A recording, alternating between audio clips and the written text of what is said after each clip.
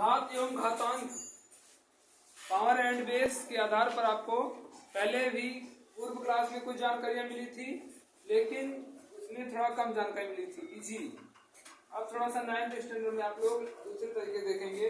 Base तो वही रहेगा, लेकिन आपको डिफिकल्ट क्वेश्चन मिलेंगे। जैसे आप देखिएगा, सबसे पहले पावर, इसके रूल जो है आपको रूल इसके अलग होते हैं। देखिए ध्यान दीजिएगा, जैसे रूल का पहला पॉइंट है आपका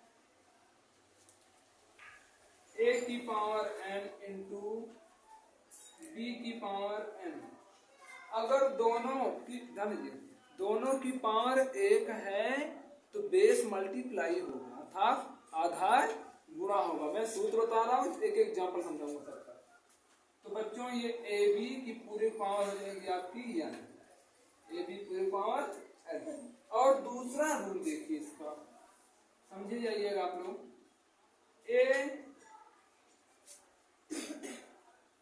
की पावर n और a की पावर m, इस तरह क्वेश्चन है। बेस इक्वल है, पावर नहीं, बेस इक्वल है, तब आपकी घात क्या होते हैं, इसमें जुड़ जाती है। गुणम घाते हैं, आप बोल सकते हैं गुणम घाते हैं जुड़ जाएगी। जब आधार बराबर हो तो, जब बेस इक्वल हो तो पावर क्या होती है, मल्टीप्लाई में ऐड हो जाती है, अर्थात जुड़ जाती है।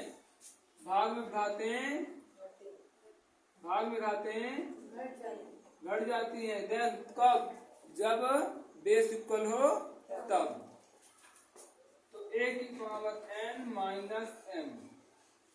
और तीसरा वाला रूल चौथा, a की पावर n हो b की पावर n हो, तब बच्चों इस तरह भी a बटे b पूरे पावर n लिख सकते हैं।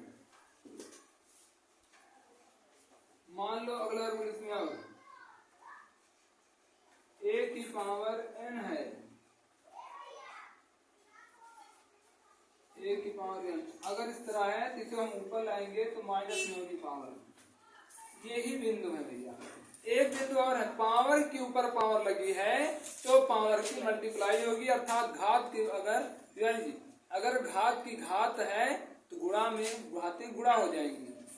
कैसे, मतलब पूछेगा कोई, देखिए ऐसे a की पावर n पूरे की power m equal to a की पावर mn। ओके, 1 2 3 4 5 6 बच्चों, ये आपके 6 फार्मूले, बेसिक फार्मूले आपको उपयोग में लाने होंगे। हर हालत में आपको ध्यान देना पड़ेगा।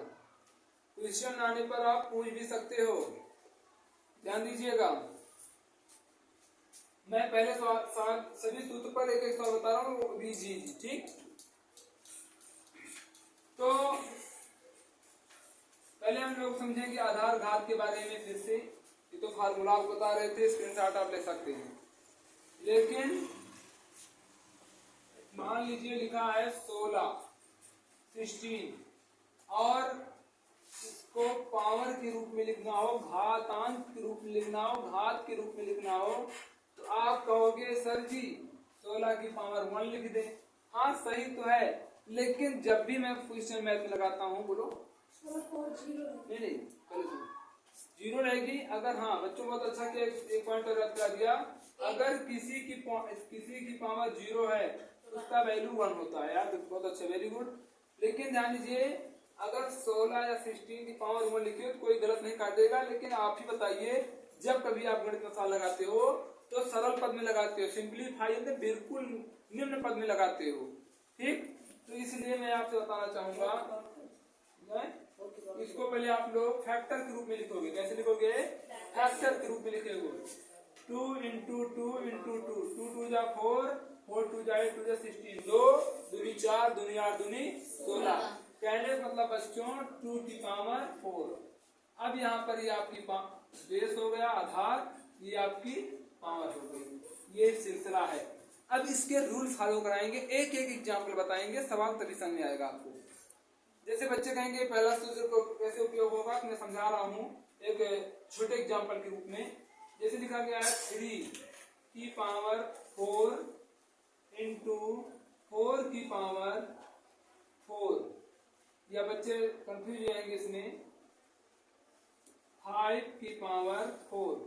मान लो इस तरह क्वेश्चन है, तो बच्चों आपको क्या करना है, 5 3 जा 10 की पावर 4, ये आपके पहले फार्मूला पर लगेगा। ठीक, तो ये बात समझा रहे हैं यार, पूछ सकते हो, कोई दिक्कत नहीं, कुछ पूछ सकते हो। तो 3 की पावर 4, 5 को पावर 5 15, पूरे की पावर हो जाएगी 4। कोई दिक्कत? अगर से सेम रहती है तो वही आ जाएगा।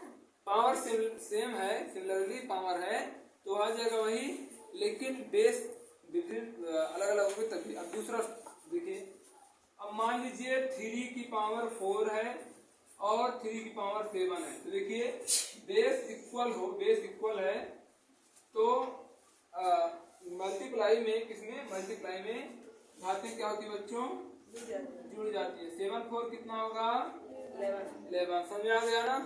हर सवाल पर एक सूत्र का नियम फॉलो होगा, तभी आप लोग समझ पाओगे।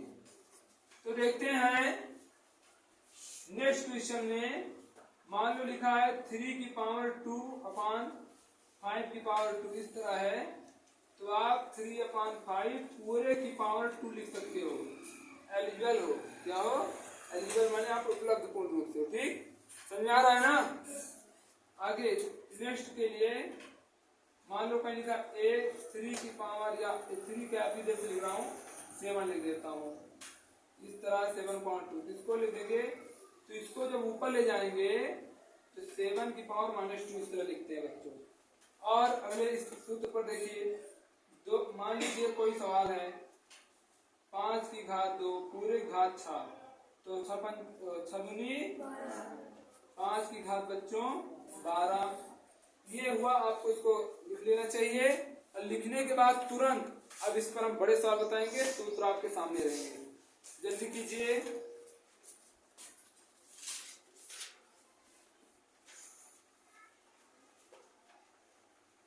पता है ना, चलेगा?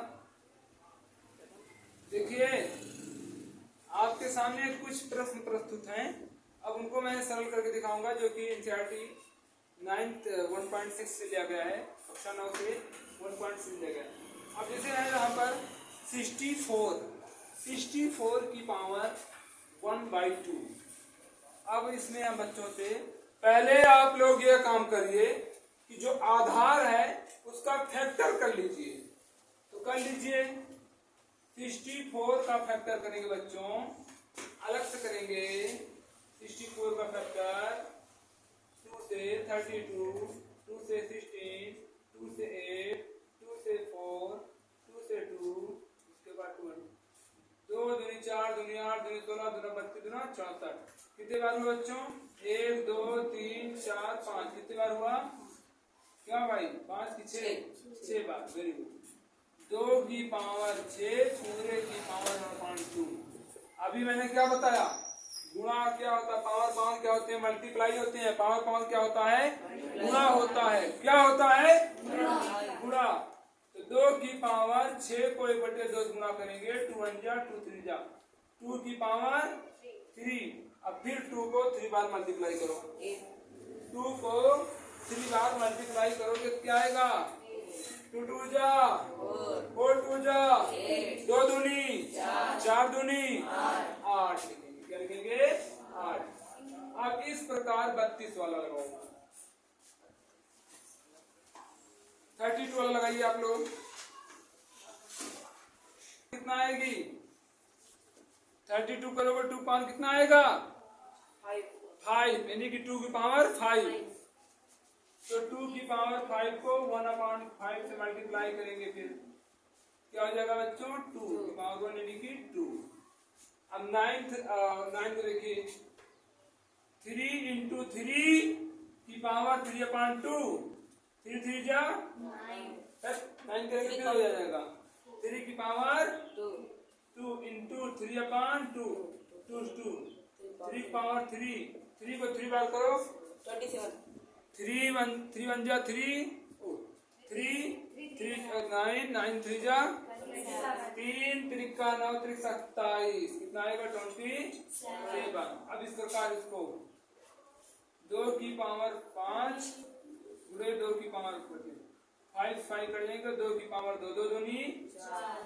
हाँ बच्चों, अब आप लोगों को मैं सीधा ये आपको होमवर्क दे देता हूँ, इसका कमेंट में उत्तर दीजिएगा। फिर वही बात, बेस एक ही है तो पावर की घातें क्या होगी, जुड़ जाएंगी। जो पावर होंगी क्या होंगी, जुड़ जाएंगी।